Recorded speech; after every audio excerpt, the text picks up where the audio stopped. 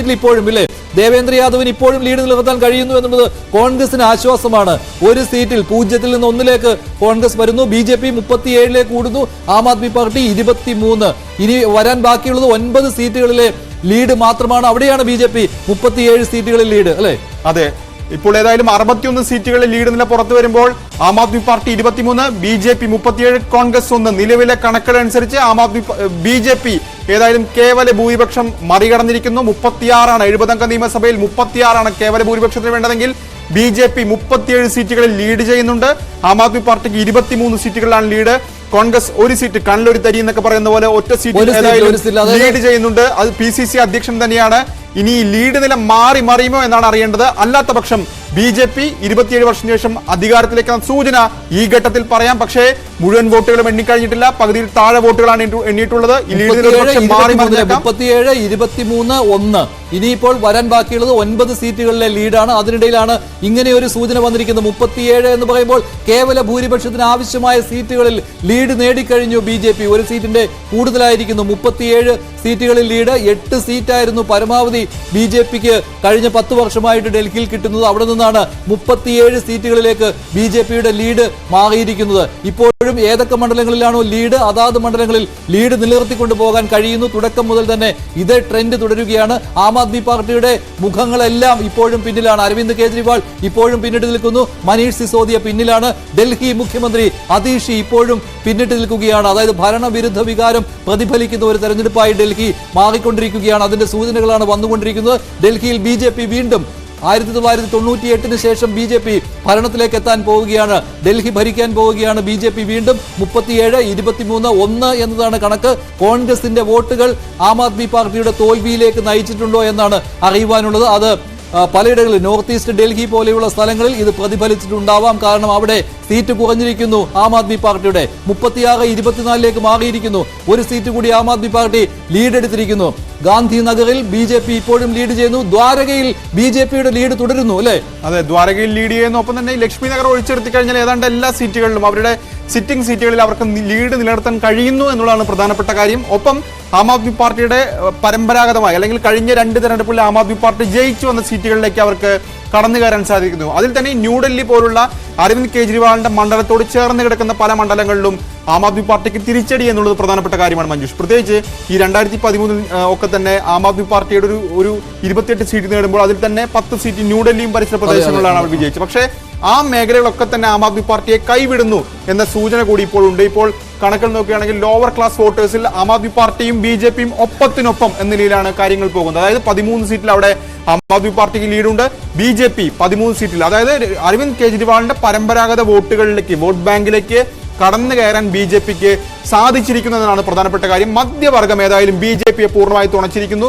16 സീറ്റുകളിൽ BJPക്ക് മധ്യവർഗങ്ങൾ ഭൂരിപക്ഷമായ അല്ലെങ്കിൽ നിർണായകമായ സ്ഥലങ്ങളിൽ ലീഡുണ്ട്. ആം ആദ്മി പാർട്ടിക്ക് 8 സീറ്റ് മാത്രമാണ്. അപ്പോൾ ഈ ആദായ നികുതി 28 സീറ്റുകളിൽ കൃത്യമായി ആം ആദ്മി പാർട്ടിയുടെ സീറ്റുകളിൽ ഇപ്പോൾ BJP എത്തിയിരിക്കുകയാണ്. അങ്ങനെയാണ് 36 സീറ്റുകളിലേക്ക് വരുന്നത്. 29 സീറ്റുകളുടെ നഷ്ടമാണ് ഇതിനകം ആം ആദ്മി പാർട്ടിക്ക് ഉണ്ടായിരിക്കുന്നത്. അതായത് 62-ൽ നിന്ന് കേവലം 25-ലേക്ക് ഇപ്പോൾ ആം ആദ്മി പാർട്ടി മാറിയിരിക്കുന്നു എന്ന് പറയുമ്പോൾ ആ പാർട്ടിക്ക് ഡൽഹി ജനതയുടെ മനസ്സിൽ ഇപ്പോൾ തൽക്കാലം സ്ഥാനമില്ല എന്നതിന്റെ ഉദാഹരണമായി മാറുന്നു. അങ്ങനെയാണ് കേവല ഭൂരിപക്ഷത്തിലേക്ക് വരുവാൻ BJPക്ക് കഴിയുന്നത്. 36 എന്ന മാന്ത്രിക സംഖ്യയിൽ ഇപ്പോഴും എത്തുന്നു. ദ്വാരകയിൽ ഇപ്പോഴും BJP ലീഡ് ചെയ്യുന്നു. ന്യൂഡൽഹിയിലേക്ക് പോവുകയാണെങ്കിൽ അവിടെ ഇപ്പോൾ അരവിന്ദ് കെജ്രിവാൾ ഇപ്പോഴും പിന്നിൽ തന്നെയാണ്. കൂടുതൽ വോട്ടുകളുടെ ഈ ഭൂരിപക്ഷത്തിന്റെ കാര്യത്തിൽ കൂടുതൽ വ്യത്യാസം വന്നുകൊണ്ടിരിക്കുകയാണ്. അരവിന്ദ് കെജ്രിവാൾ ഇപ്പോഴും പിന്നിൽ, അതീഷ് സിംഗ് ഇപ്പോഴും പിന്നിലാണ്, മനീഷ് സിസോദിയയും ഇപ്പോഴും പിന്നിലാണ്. ന്യൂഡൽഹി 1.25 മണിക്കൂറായി വോട്ടെണ്ണൽ ആരംഭിച്ചപ്പോൾ പോലും ഒരു ഘട്ടത്തിൽ പോലും ഈ 3 നേതാക്കൾക്ക് മുന്നോട്ട് അതാണ് ഏറ്റവും പ്രധാനം. പോസ്റ്റൽ ബാലറ്റുകൾ എണ്ണി തുടങ്ങിയപ്പോൾ മുതൽ ന്യൂഡൽഹിയിൽ അരവിന്ദ് കെജ്രിവാൾ പിന്നിലാണ്,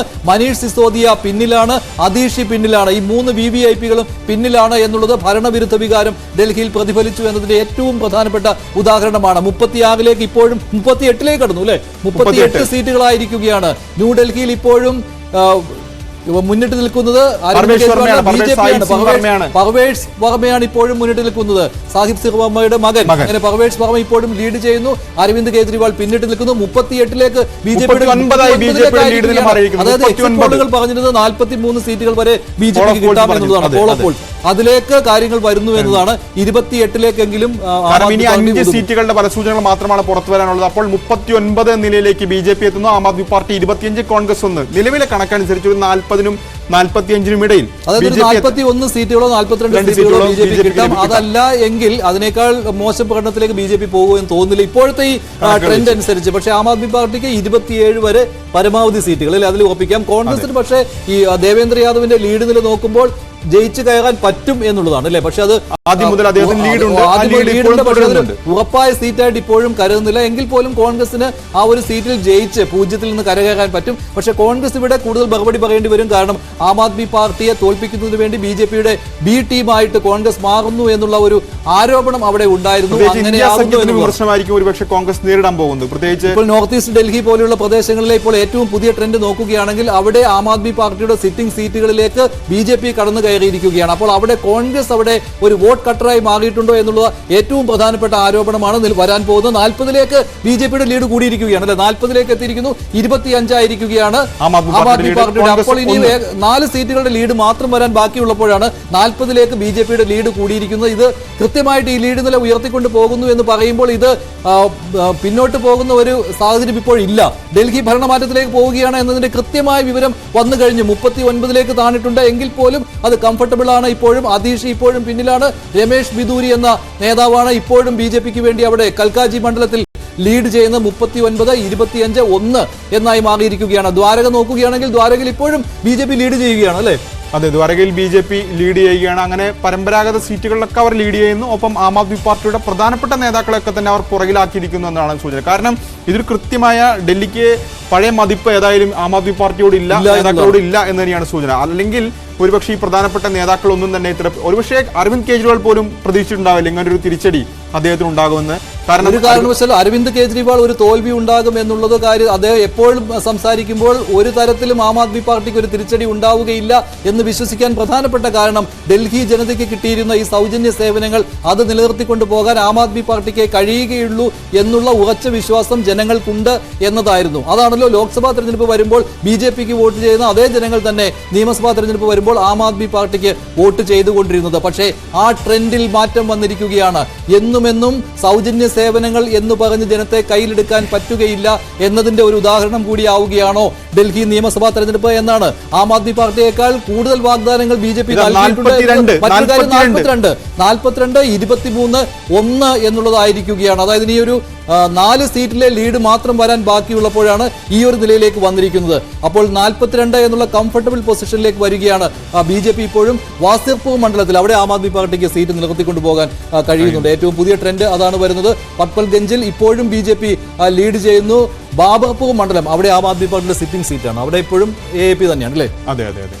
ഒപ്പം തന്നെ ബാബർപൂർ നിലവിൽ ഗോപാൽ റായ് പ്രധാനപ്പെട്ട നേതാവാണ്. അദ്ദേഹം ആം ആദ്മി പാർട്ടി അദ്ദേഹം ലീഡ് ചെയ്യുന്നുണ്ടെന്നുള്ള പ്രധാനപ്പെട്ട കാര്യമാണ്. കാരണം 2013 തെരഞ്ഞെടുപ്പിൽ പരാജയപ്പെട്ട വ്യക്തിയാണ്, പിന്നീട് മന്ത്രിയൊക്കെയായി. പക്ഷേ ഈ മുൻനിര നേതാക്കളൊക്കെ തന്നെ പിന്നിട്ട് നിൽക്കുമ്പോൾ ബാബർപൂരിൽ അദ്ദേഹം ലീഡ് ചെയ്യുന്നു. സോമനാഥ് ഭാരതി ഇപ്പോൾ ലീഡ് ചെയ്യുന്നു. ഒരു ഘട്ടത്തിൽ അദ്ദേഹം പുറകിൽ പോയിരുന്നു. പക്ഷേ മുൻനിര എന്ന് പറയുന്ന പ്രധാനപ്പെട്ട നേതാക്കളൊക്കെ ഏതായാലും പുറകിൽ തന്നെയാണ് ഇപ്പോഴും ഉള്ളത്. പക്ഷേ പ്രധാനപ്പെട്ട മറ്റ് നേതാക്കൾ ഇപ്പോൾ ഗോപാൽ റായ് ആകട്ടെ, ഒപ്പം തന്നെ സത്യേന്ദ്ര ജെയിൻ ആകട്ടെ, അവരൊക്കെ ലീഡ് ചെയ്യുന്നുണ്ട്. പക്ഷേ ആം ആദ്മി പാർട്ടിയുടെ ജനങ്ങൾക്കിടയിൽ ആം ആദ്മി പാർട്ടിയുടെ മുഖങ്ങൾ ആരാണോ അവരെല്ലാം പിന്നിട്ട് നിൽക്കുന്നു എന്നുള്ളത് ഏറ്റവും പ്രധാനപ്പെട്ട കാര്യമാണ്. അതാണ് ഭരണവിരുദ്ധ വികാരം പ്രതിഫലിക്കുന്നു എന്നതിന് ഏറ്റവും വലിയ ഉദാഹരണമായി മാറുന്നത്. 43 എന്നുള്ളത് വലിയ ഒരു സംഖ്യ തന്നെയാണ് BJPക്ക് ഡൽഹിയിൽ. 36 കേവല ഭൂരിപക്ഷത്തിന് വേണ്ടത്. അവിടെ നിന്ന് 43 സീറ്റ് എന്ന് പറയുമ്പോൾ കഴിഞ്ഞ 12 വർഷത്തെ ഏറ്റവും ഉയർന്ന സ്കോറാണ്.